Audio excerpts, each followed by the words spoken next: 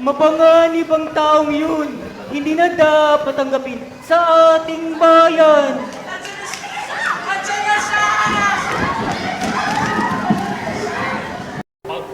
Kung ganyang halaga ang kailangan, sige, heto, kunin mo. Balit!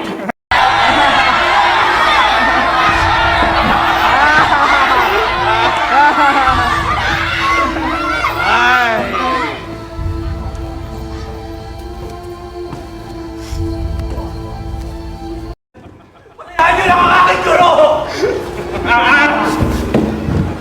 Kung ngayon, mabuti naman na tayo sa ulito sa amin. Baka magamit pa namin yan sa pagpapalibing sa Nazareno.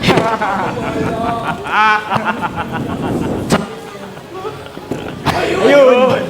Puntahan mo kung saan siya ipapako sa krus!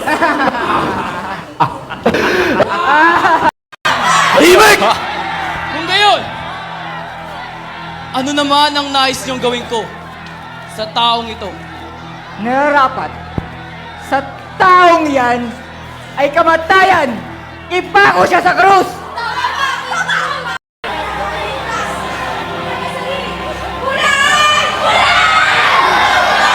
Hoy!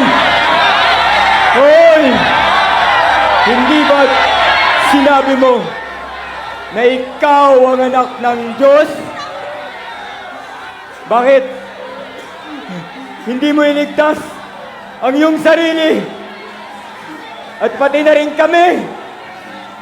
Utusan mo ang iyong mga anghel na ibaba tayo rito. Ibaba mo kami rito.